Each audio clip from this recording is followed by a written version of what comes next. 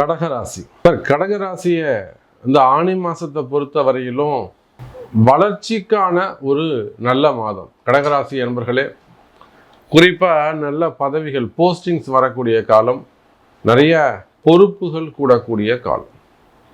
குருவும் சுக்கிரனும் ஒரு இணைவு அப்படின்னு நான் ஓப்பனிங்கில் சொல்லியிருந்தேன். மெயினாக எஜுகேஷன் செக்டர்ஸு, ஸ்போர்ட்ஸில் இருக்கக்கூடியவங்க, அகாடமி வச்சு நடத்தக்கூடியவங்க, இன்ஜினியர்ஸு, டாக்டர்ஸு, ஹாஸ்பிட்டல்ஸ் கார்ப்பரேட் நிறுவனங்கள் வச்சு நடத்தக்கூடியவங்க, குரூப் ஆஃப் கம்பெனிஸ் வச்சு நடத்தக்கூடியவங்க, அதே போல் மெயினாக கிரிப்டோ கரன்சி, அது போல் பிஸ்னஸ், ஆன்லைன் பிஸ்னஸ் பண்ணக்கூடியவங்க, ஆன்லைனில் இன்வெஸ்ட்மெண்ட் பண்ணக்கூடியவங்க, share market, stock market, trading, so அந்த மாதிரியான ஆன்லைன் பிஸ்னஸ் பண்ணக்கூடியவங்க.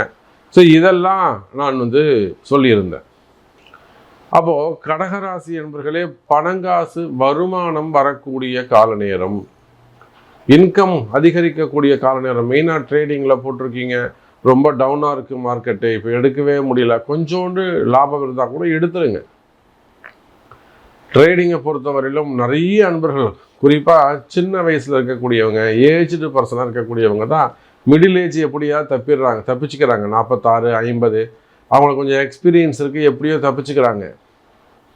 இந்த மிடில் ஏஜில் இருக்க நான் ரொம்ப யங்கராக இருக்கக்கூடியவங்க, 30, 33, 36 வயசுக்குள்ளே இருக்கக்கூடியவங்க, ஏஜ்டு பர்சனாக இருக்கக்கூடியவங்க, இவங்கெல்லாம் ட்ரேடிங்கில் நிறைய பணங்காசை விட்டுட்டு முழிச்சுட்டு இருக்காங்க. அதே போல் ஸ்டாக் மார்க்கெட்டு, ஷேர் மார்க்கெட்லாம் நீ சொல்லி தானே நான் போட்டேன், நீ சொல்லி அப்படின்னு எல்லாரும் உங்களை சூழ்ந்துக்கிறது. ஒரு 100 பேர்கிட்ட வாங்கி மொத்தமாக நீங்கள் கொடுத்துட்டு மொத்தமாக லாபம் எடுக்கலாம், அந்த மாதிரிலாம் நினச்சிது. சரி, அவங்களுக்கு ஒரு 10 ரூபாய் லாபம் கிடைக்கட்டுமேனு ஒரு நல்ல எண்ணத்தில் செய்தது. இதெல்லாம் போய் ஒட்டுக்க ஒரு சிக்கலில் போய் மாட்டிக்கும் மொத்தமாக. அப்போ இந்த மாதிரியெல்லாம் ஆன்லைன் பிஸ்னஸில் அல்லது ஸ்டாக் மார்க்கெட், ஷேர் மார்க்கெட்டில் போய் மாட்டிக்கிட்ட இருக்கக்கூடிய கடகராசி அன்பர்களே, நிச்சயமாக அந்த பணங்காசு வருவதற்கான சம்பாதிக்கிறதுக்கான கால நேரம் உண்டு. அல்லது பெருசாக ஒரு 100 கோடி, 200 கோடி, 800 கோடி இந்த மாதிரியெல்லாம் மொத்தமாக எல்லாருமா சேர்ந்து ஒரு கம்ப்ளைண்ட் கொடுக்கறது, இதுக்கெல்லாம் பரிகாரங்கள் உண்டா சாமி, இந்த பிரச்சனையிலேருந்து நம்ம தப்பிக்க முடியுமா அப்படின்லாம் கேட்பீர்களே. ஆனால் இதில் தான் நான் சம்பாதிச்சேன், இதில் தான் நான் நல்லா இருந்தேன், இதில் தான் நான் செட்டில் ஆனேன், ஸோ எனக்கு நம்பிக்கை இருக்குது, நான் திரும்பவும் இதில் சம்பாதிக்க முடியும், கான்ஃபிடென்ட்டு அப்படியெல்லாம் இருக்கக்கூடிய கடகராசி என்பர்களே, வருமானம் வரக்கூடிய கால நேரம். நிச்சயமாக இன்கம் இருக்கும், கவலையே படாதீங்க, குரோத் இருக்கும். பட் நான் சொல்லக்கூடிய இதாங்க, ப்ராஃபிட்டை பெருசாக எதிர்பார்க்காதீங்க.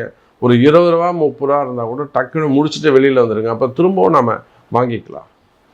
ஏன்னா இந்த மார்க்கெட்டை கிரிப்டோ கரன்சியாக இருக்கலாம், அதில் அந்த பாண்டிங்காக இருக்கலாம், நிறைய அந்த கிரிப்டோ கரன்சி மாதிரி நிறைய அங்கே சம்பாதிக்கிறதுக்கான வழிகள், அந்த மாதிரியான கம்பெனிஸ் நிறைய இருக்குது இப்போ அங்கே.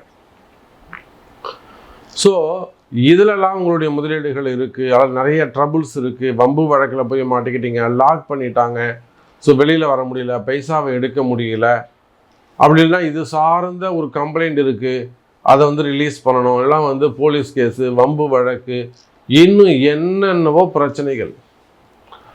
இப்போ பொதுவாக வாழ்க்கை அல்லது வருமான பிரச்சனையில் இருக்கக்கூடிய கடகராசி அன்பர்களே, மெயினாக வருமானம் சம்பந்தப்பட்ட பிரச்சனைகள். வேலை இருக்கணும் சாமி, வருமானம் இருக்கணும், இன்கம் தான் மெயின் சாமி. எனக்கு வேலை இருக்குமா, வேலை போயிடுமோன்னு பயமாக இருக்குது. அப்படி இல்லைன்னா இந்த வேலை போயிடுச்சுன்னா புது வேலை கிடைக்குமா அப்படிங்கிற பயமாக இருக்குது. அப்போ இந்த மாதிரியெல்லாம் மனக்குழப்பத்தில், மன கஷ்டத்தில் இருக்கக்கூடிய எனதருமை கடகராசி என்பர்களே, நல்லது நடக்கும்.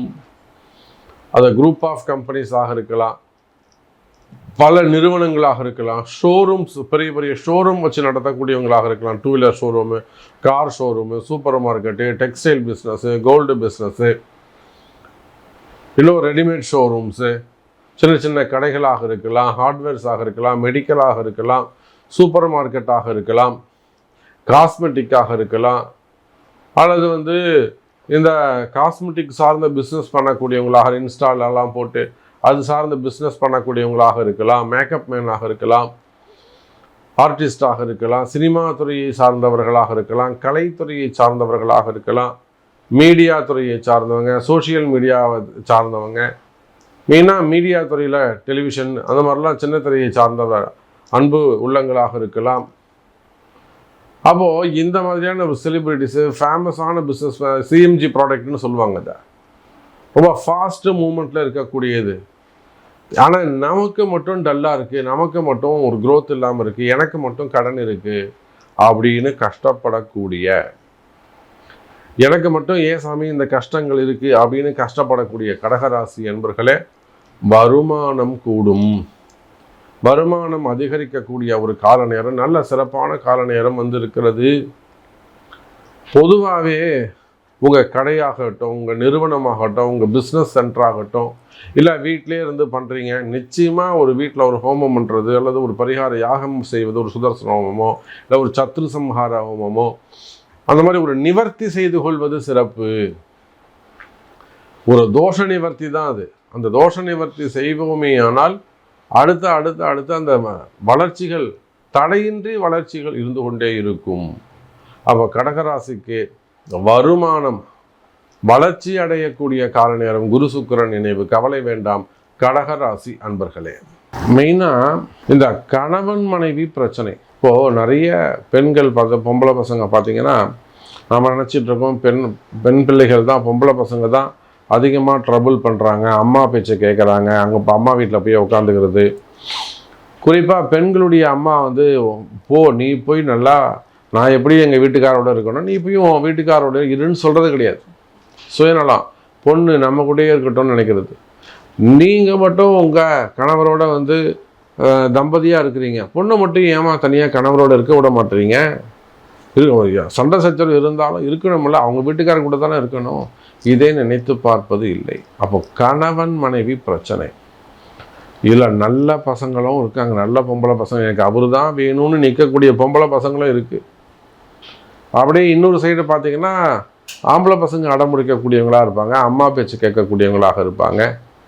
அண்ணன் முக்கியம், தம்பி முக்கியம், அக்கா முக்கியம்னு பொண்டாட்டியை வந்து ட்ரபுள் பண்ணக்கூடியவங்களும் இருப்பாங்க. அப்போ ரெண்டு பக்கமும் பிரச்சனை இருக்குது.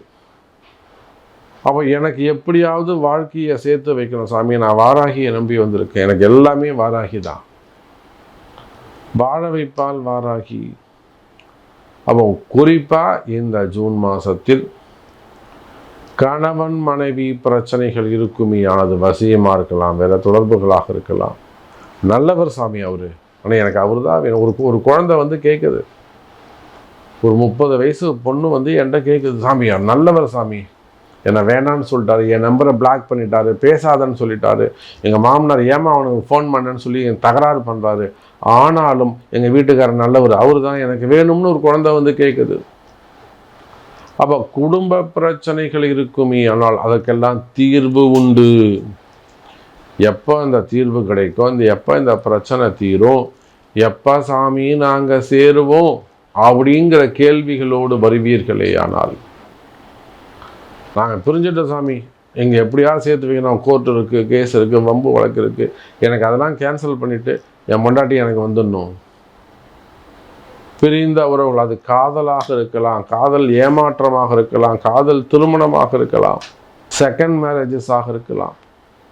பிரிந்த கணவன் மனைவிகள் ஒன்று சேரக்கூடிய வாய்ப்பு உண்டு. வாழ வைப்பால் வாராகி, பரிகாரங்கள் கை கொடுக்கும், உங்களுடைய பிறப்பு ஜாதகம் பேசும். எனதருமை வாழ வைப்பால் வாராகி. மீண்டும் வேறொரு அற்புதமான பதிவில் உங்களை சந்திக்கிறேன். நன்றி, நமச்சிவாயம். ஜெய் வராகி.